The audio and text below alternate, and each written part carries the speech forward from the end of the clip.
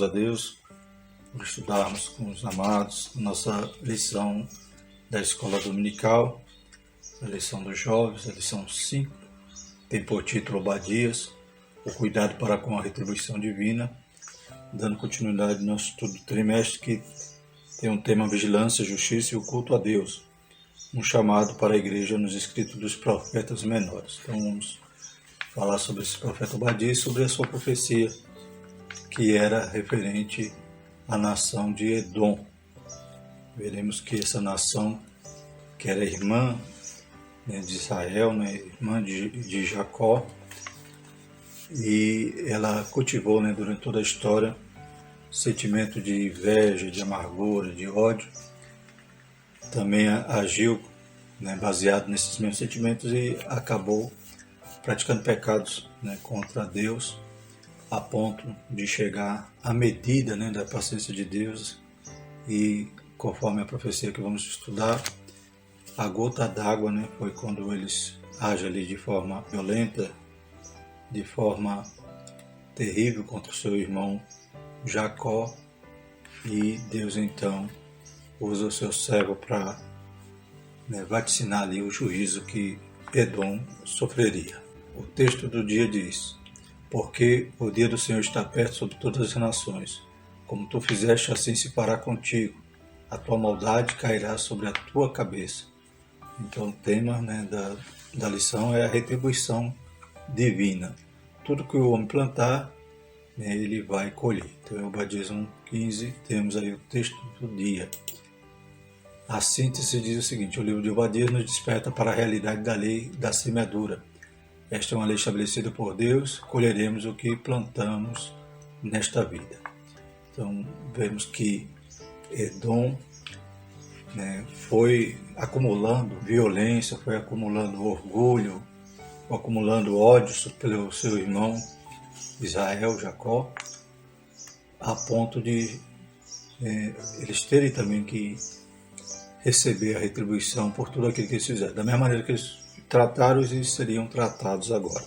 Então façamos a leitura do texto bíblico, Obadias 1, de 1 a 4, e o versículo 15 a 17. Visão de Obadias: assim diz o Senhor Jeová a respeito de Edom. Temos ouvido a pregação do Senhor, e foi enviado às nações um embaixador dizendo: levantai-vos e levantemo-nos contra ela para a guerra. Eis que te fiz pequeno entre as nações, tu és muito desprezado. A soberba do teu coração te enganou, como que habita nas fendas da rocha, nas altas moradas, que diz no seu coração: quem me derribará em terra? Se te elevares como águia e puseres teu ninho entre as estrelas, dali te derribarei, diz o Senhor. Porque o dia do Senhor está perto sobre todas as nações, como tu fizeste, assim te fará contigo. A tua maldade cairá sobre a tua cabeça, porque, como vós bebeste no monte da minha santidade, assim beberão de contínuo todas as nações. Beberão e engolirão, e serão como se nunca tivessem sido. Mas no monte Sião haverá livramento, e ele será santo, e os da casa de Jacó possuirão as suas herdades. Os objetivos da nossa lição é apresentar o livro de Obadias e sua mensagem, esclarecer os motivos que levaram Obadias para profetizar um grande juízo sobre Edom, e explicar a partir do exemplo de Edom como o orgulho e o ódio são prejudiciais à vida cristã. Então, uma aplicação prática da lição que aprenderemos é exatamente isso, que não devemos cultivar nenhum pensamento mau, nem ódio, nem inveja de nossos irmãos ou de qualquer outra pessoa, pois tudo isso pode implicar também em um castigo, um juízo sobre nossas vidas. Então, que nós possamos estar pensando só nas coisas que são do alto, como diz a palavra do Senhor. A introdução diz o seguinte: Obadias é o menor livro do Antigo Testamento. São apenas 21 versículos dentro de um único capítulo.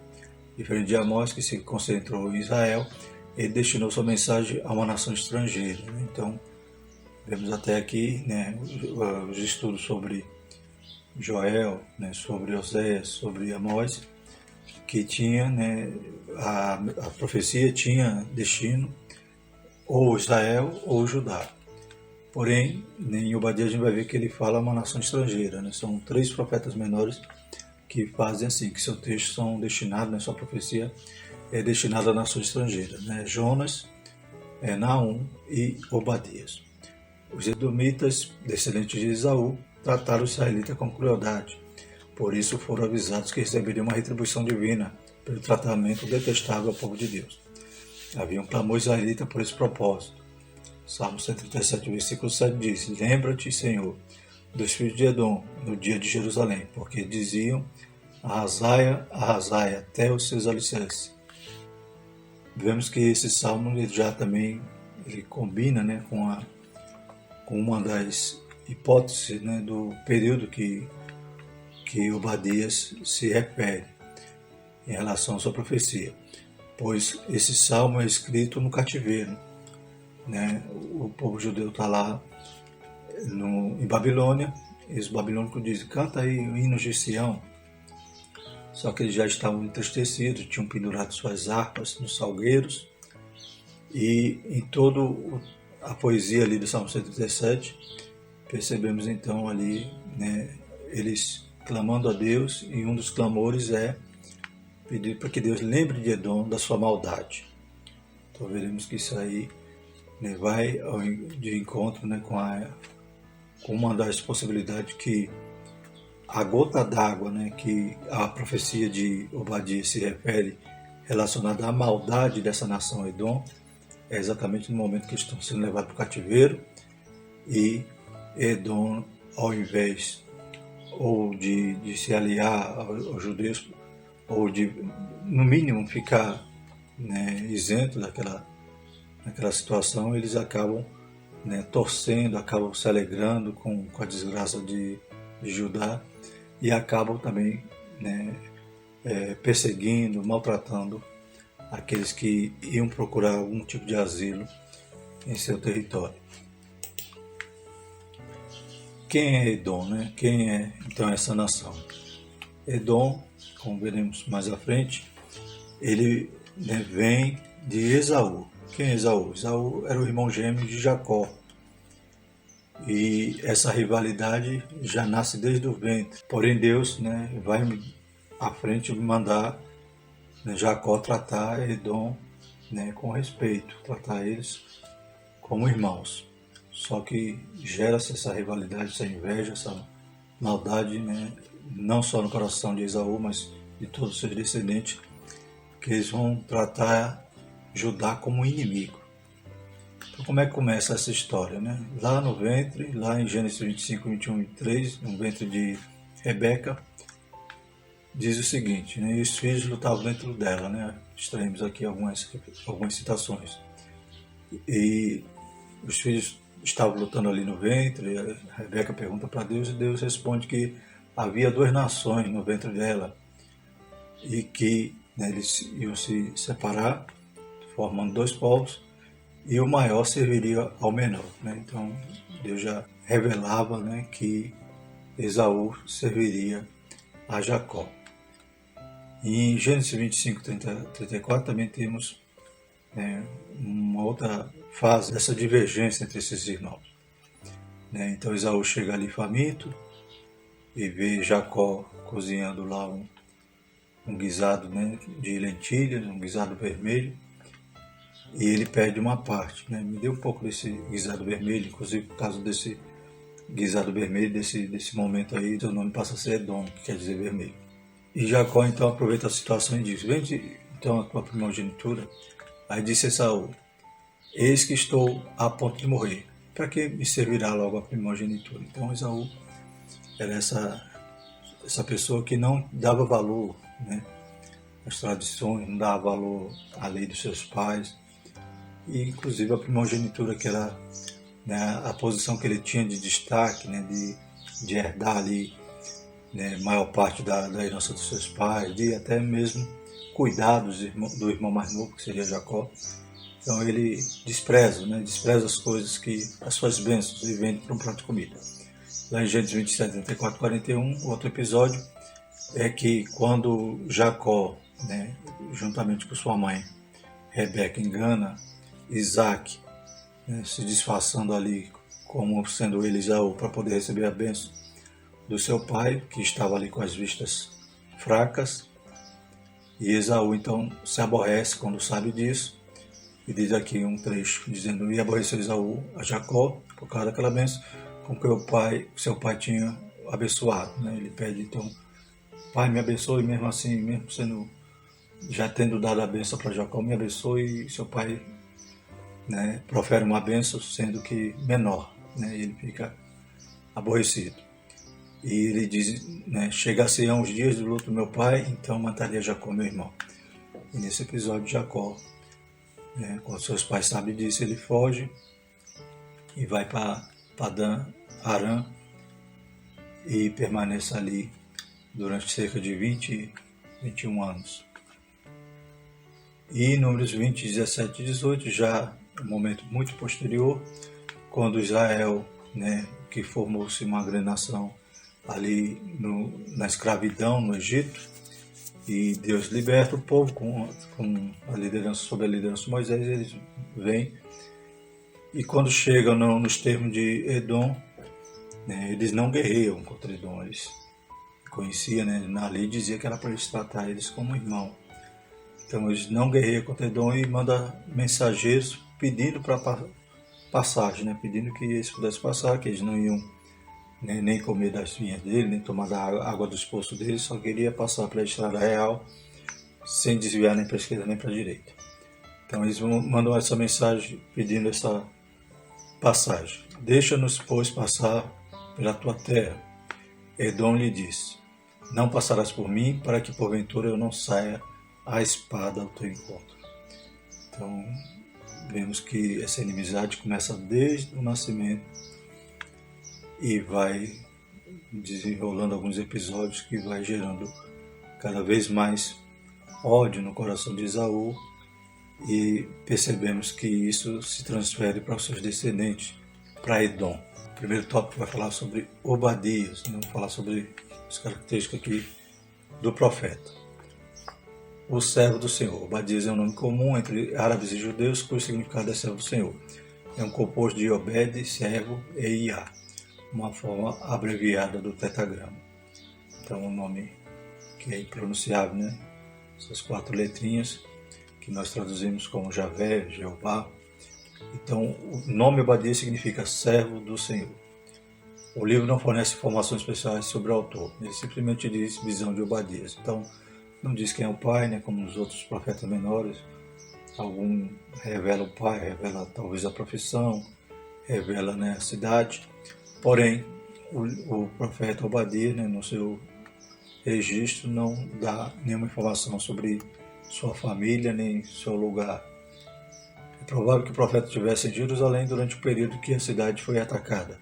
Obadias narrou os acontecimentos no estilo de uma testemunha ocular. Então, extraímos isso do texto, né? E apresenta-se então essa possibilidade de ele ter sido um dos habitantes ali de Jerusalém no momento desse ataque. Ele vai denunciar então a posição de Edom nesse momento, né? Ao invés de ajudar ou ficar neutro naquela situação, eles, né, se unem ali ao inimigo e acabam prejudicando muito mais ajudar. Não deveria ter ficado nas encruzilhadas para matar os que tentavam escapar. Não deveria ter capturado e entregado sobrevivente naquele tempo de aflição. Obadias no 14. Então vemos que Edom realmente estava com muito ódio do seu irmão, da nação irmã, que era Judá, e acaba não somente, né, ficando nas encruzilhadas e matando aqueles que estavam querendo escapar, como capturando também alguns sobreviventes e entregando para o inimigo.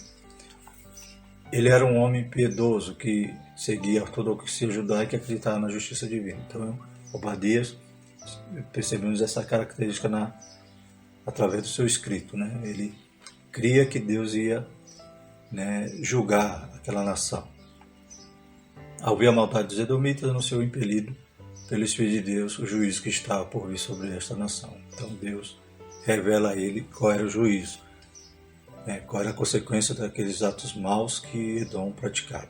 Outros profetas também anunciaram o juízo sobre Edom. Então não é só Obadias que Deus utiliza-se para falar sobre o castigo de Edom, né? Outros profetas como Ezequiel, né, como Jeremias, lá em Amós 1, 11 e 12, diz: assim diz o Senhor, os habitantes de Edom pecaram repetidamente, não deixarei que fiquem impunes. Com espadas perseguiram seus parentes israelitas e não tiveram compaixão deles. Em sua fúria os despedaçaram sem parar e foram implacáveis em sua ira. Por isso enviarei fogo sobre Temã, e as fortalezas de Bósra serão destruídas. Isso aqui na nova versão transformadora. A época do livro.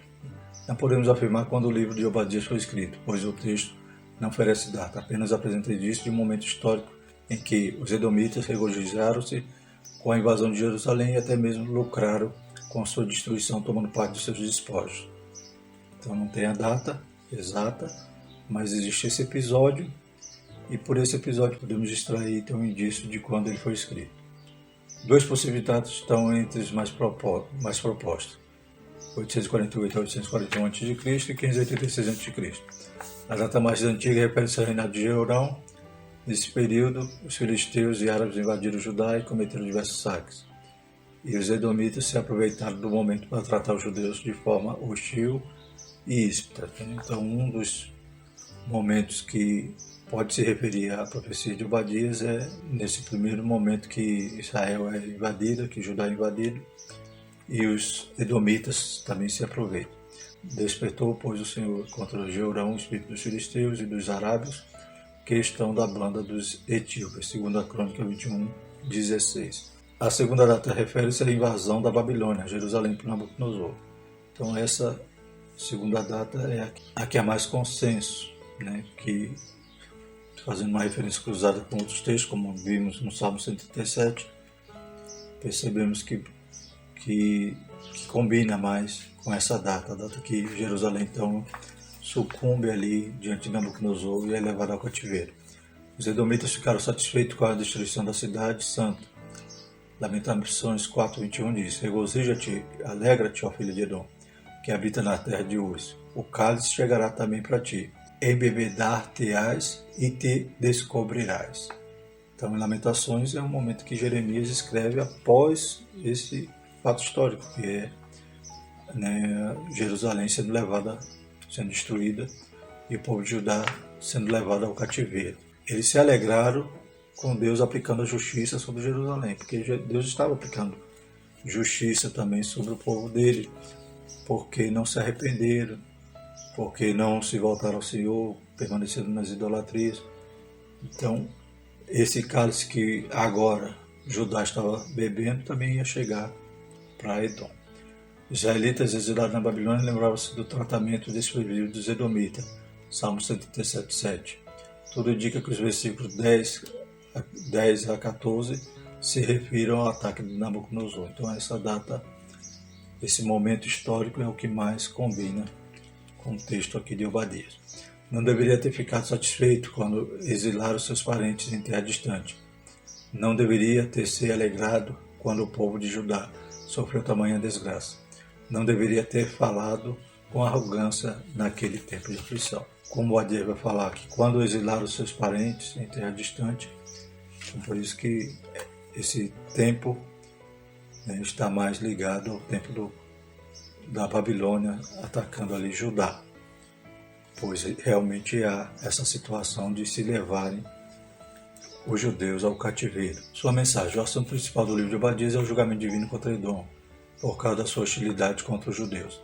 A mensagem do profeta nos reporta a promessa de Deus que fez a Abraão: abençoarei os que te abençoarem e amaldiçoarei os que te amaldiçoarem. Então, se Edom fosse, né, uma nação irmã a ponto de ajudar, né, Israel, abençoar Israel, também seria abençoada.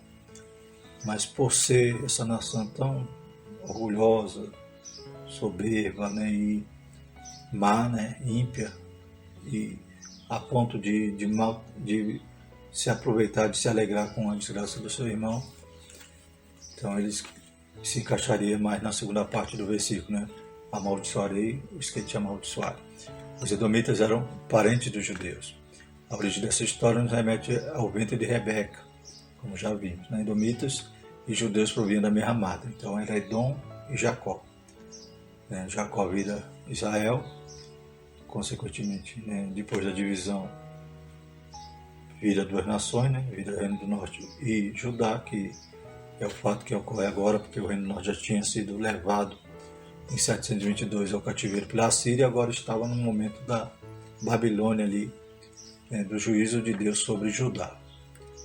Enquanto os edomitas descendiam de Esaú, os judeus descendiam de Jacó. O início do conflito começou entre dois irmãos que disputavam a primogenitura e, com o passar dos séculos, a tensão entre estes dois povos cresceu, transformando-se em uma inimizade ferrenha.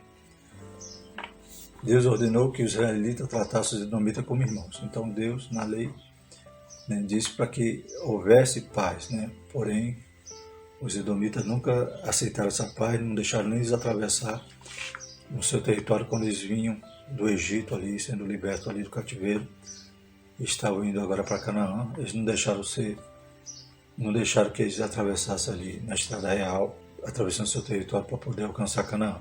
Mas Deus havia deixado preceitos na lei para que houvesse um tratamento como irmão.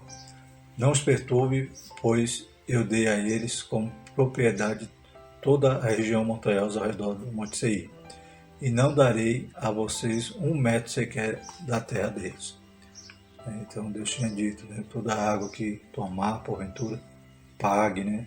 Então não era para perturbá-los e nem desejar o seu território, era para viver em paz.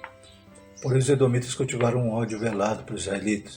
Em diversos momentos da história deixaram esse sentimento sujo aflorar. Os 21 versículos do livro de Obadias podem ser divididos da seguinte forma: de 1 a 9, destruição de Edom; de 10 a 14, as razões para a destruição; de 15 a 16, o veredicto divino; e 17 a 21, a restauração futura do povo de Deus. Então Deus tem promessa para ajudar. Em todos os profetas menores aponta as falhas, apontava o juízo, mas apontava também uma promessa de restauração. E nesse livro não é diferente, Embora a mensagem é para Edom, mas Deus ainda deixa no final do livro ali a restauração, a promessa de restauração para o povo, embora tinha sofrido não só a questão do cativeiro, a ação do inimigo, mas também dos seus próprios irmãos, a ação má. O julgamento divino, segundo tópico. O orgulho. Edom era a nação vizinha a sudeste de Israel, ao sul de Moabe e do Mar Morto. Então vemos aqui no mapa onde ficava a região de Edom, região montanhosa. Aqui, logo coladinho aqui, tem o Mar Morto. Então ficava no sul de Judá. Eles eram descendentes de Esaú e, apesar de serem parentes de Israel, comportaram-se como inimigo. O mensageiro foi enviado para noticiar a destruição de Edom. Levantai-vos e levantemos nós contra ela para a guerra. Então o versículo 1 vai demonstrar esse mensageiro, esse embaixador, e é um texto comum também, como vemos lá em Jeremias 49, 14 a 15, que diz o seguinte: houve uma mensagem do Senhor, que o embaixador foi enviado às nações para dizer: forme uma colisão contra Edom e prepare-se para a batalha. Assim diz o Senhor a Edom: eu a tornarei pequena entre as nações, será desprezada por todos. Então, um texto semelhante ao que tem em Obadias, mais uma vez associa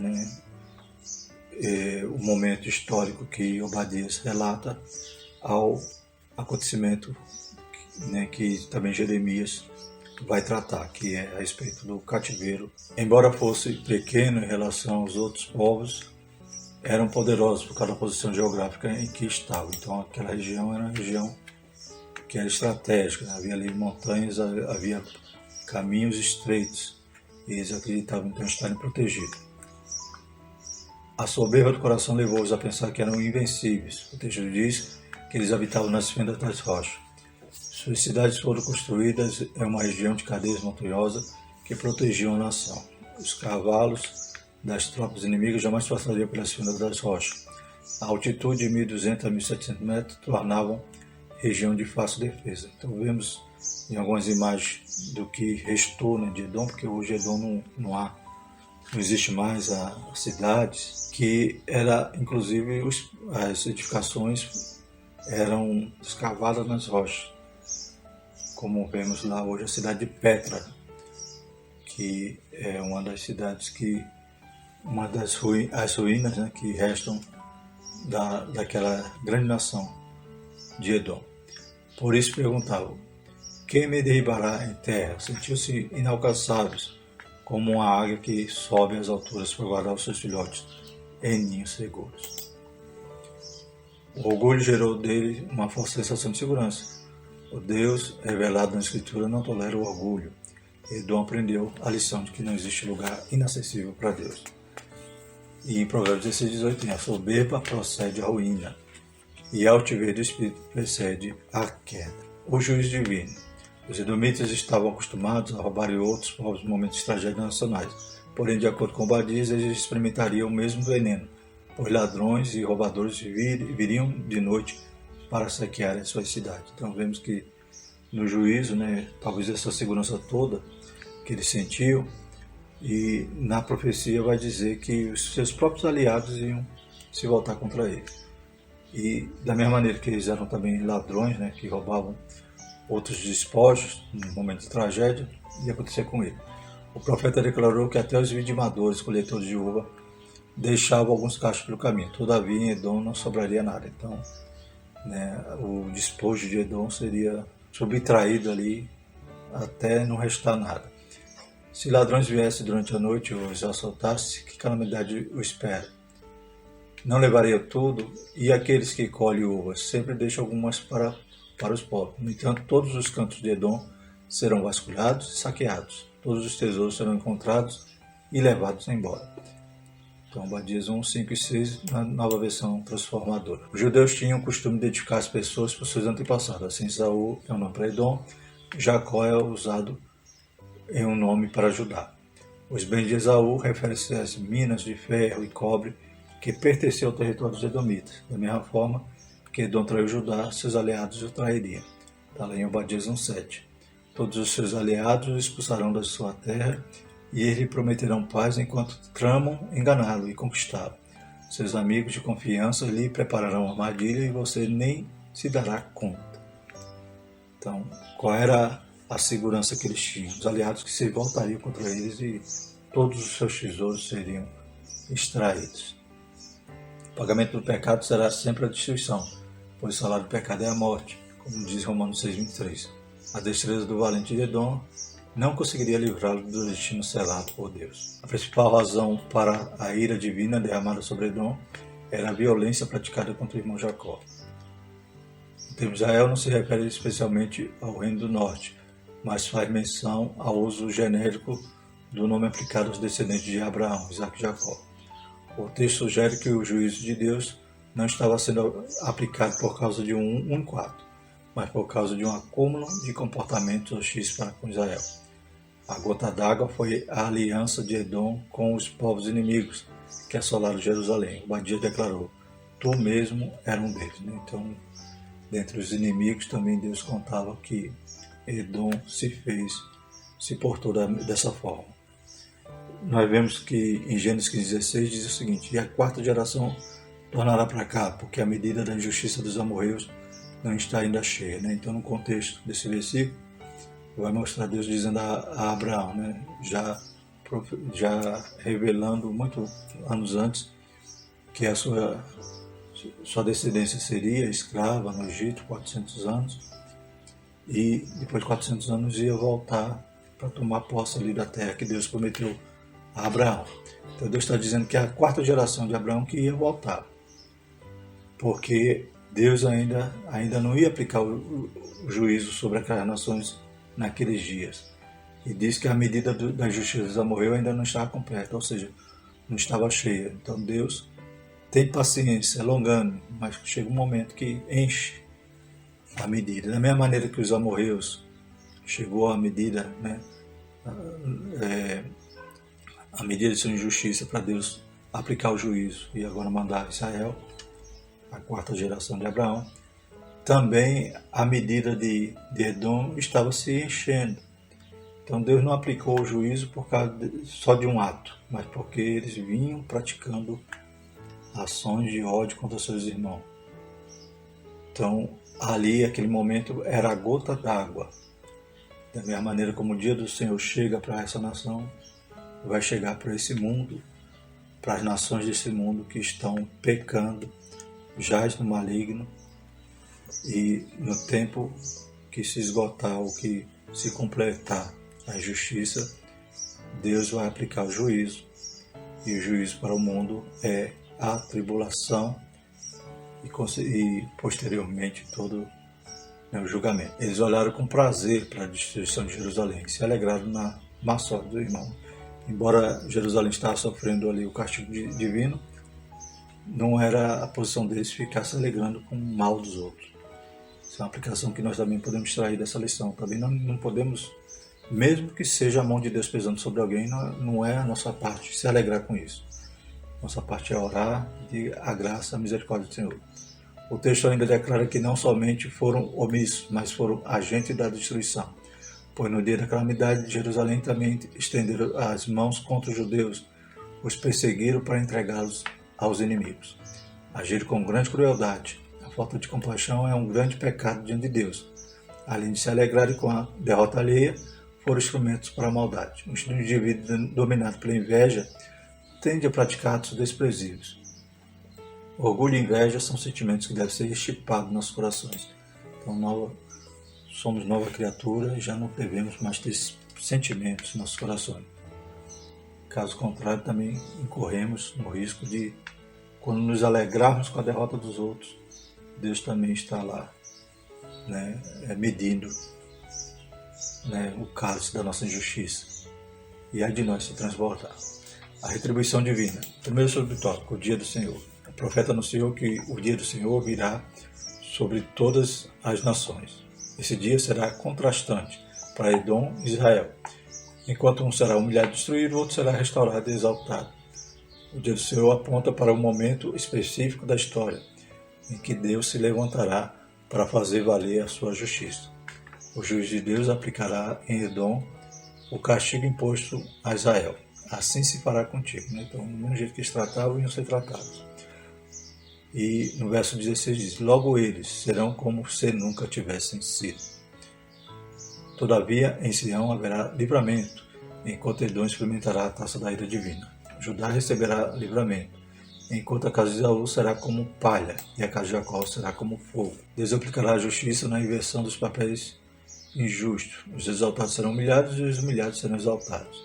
Mateus 23:12 diz: e o que a si mesmo se exaltar será humilhado, e o que a si mesmo se humilhar será exaltado. Esta palavra trouxe consolo para os judeus que sofriam diante da derrota imposta pelas tropas adversárias. Não podemos perder a fé da justiça divina. Então, quando o povo lá no cativeiro toma conhecimento dessas profecias, há esse consolo, como no Salmo 117, lembre de Edom, lembre das suas maldades. Então Deus está dizendo: eu estou lembrado, e eu vou agir com justiça. Vivamos de modo íntegro, confiando em Deus e em sua palavra, e ainda que enfrentemos desventuras, no momento certo, o Senhor intervirá para fazer prevalecer a sua justiça e derramar o seu consolo sobre nós. Então Deus não se deixa escarnecer, Então Deus sabe de todas as coisas, está no controle de todas as coisas. Segundo subtópico, a retribuição divina. Os juízos divinos são sempre fundamentados em motivos convincentes. Deus não comete injustiça. Então vimos que Deus é longânimo, Deus é maravilhoso. E infelizmente há aqueles que é obstinado, que insiste em pecar. E o salário do pecado, a Bíblia vai falar, é a morte. Então não devemos ser teimosos, devemos ser contritos. No momento da repreensão, possamos nos arrepender. A doutrina da retribuição divina é bíblica.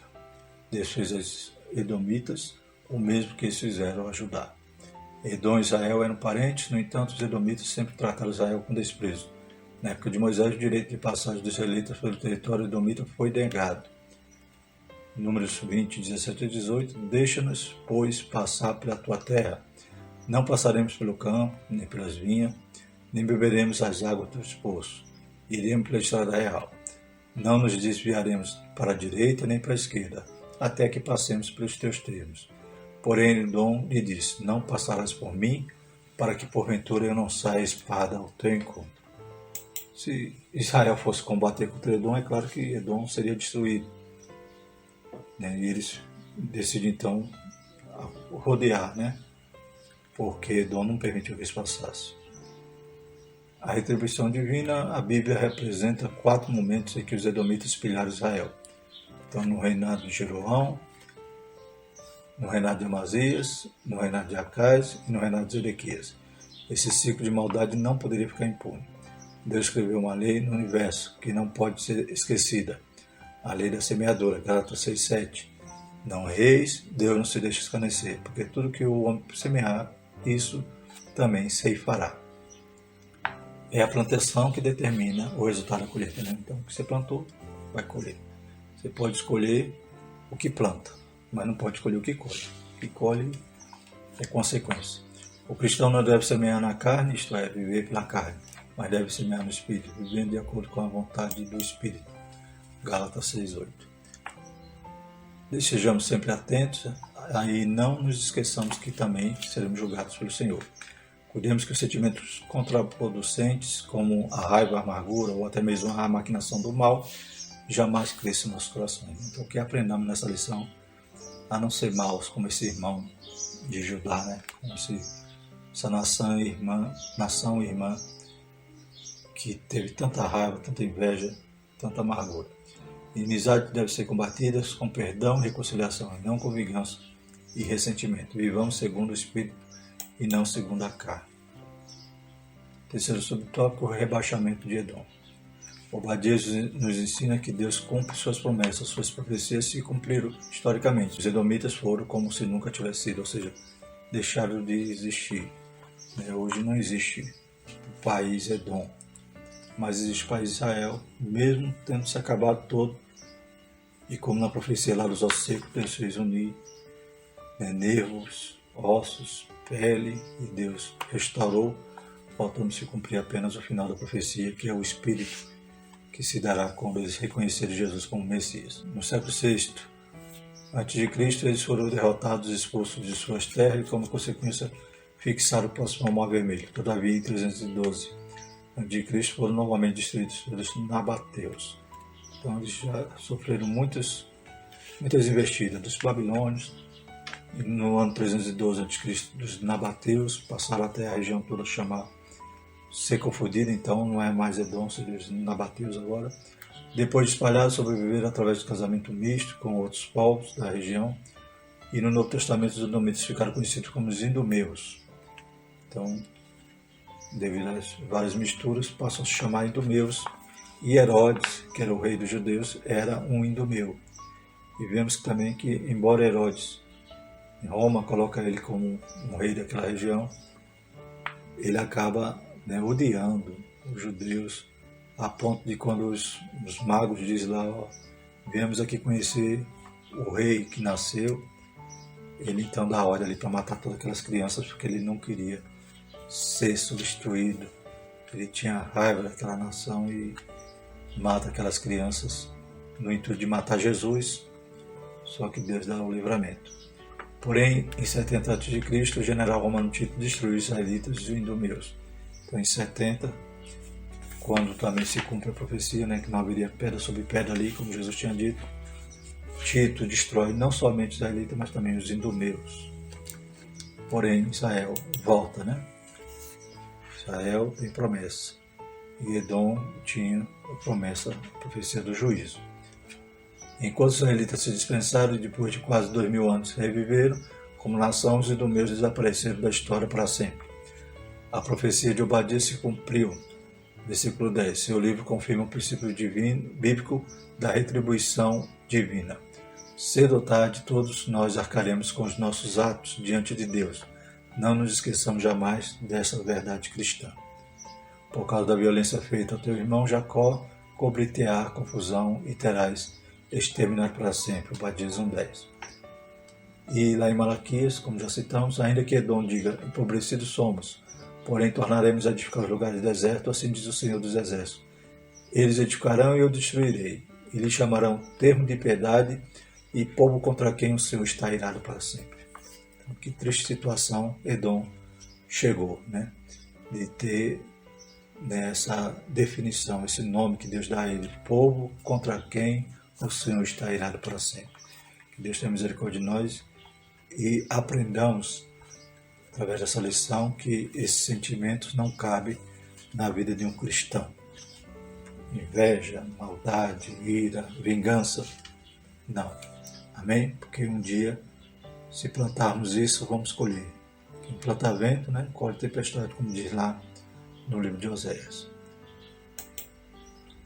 Conclusão: ninguém pode desafiar as leis espirituais e sair incólume. Incólume quer dizer sair ileso, né? Ninguém consegue sair ileso desafiando as leis espirituais. O que Deus estabeleceu está estabelecido. Devemos nos atentar para os maus exemplos a fim de observarmos o fruto do pecado. Lembremos-nos de Edom. O ódio, o orgulho não deve ter espaço no nosso coração, pois uma vez inseridos tendem a crescer dentro de nós, provocando grandes estragos espirituais. Lembremos-nos do que o arrependimento e a fé em Jesus nos conduzirão ao amor e ao perdão, nos livrando de tais sentimentos vis. Vemos que na imagem inicial do nosso slide, mostra ali, né, algumas ruínas ali da cidade de Petra. Então ali era Edom, né? Ali era a cidade de Seir, que hoje chama Petra. Então eles escavavam na rocha, porém só sobrou ruína, né? Então o que Deus falou se cumpriu cabalmente, porque a palavra de Deus é fiel e não passa. Próxima lição, vamos estudar lição 6, Jonas. Deus ama quem você detesta. Louvado seja o nome do Senhor. Um texto bem sugestivo. Glórias a Deus. Vamos agradecer ao Senhor, pedindo a sua misericórdia e que Ele possa continuar abençoando os irmãos. Deus poderoso, Deus santo, te pedimos, Pai, mais uma vez, tua graça sobre a vida de cada um que está assistindo esse vídeo, que o Senhor possa abençoar, encher, Pai, aleluia, Pai, da tua unção, da tua graça, vai visitando cada classe de escola dominical, Pai, vai despertando teus filhos, que possamos, Pai, com a tua palavra, Pai, crescer cada dia mais.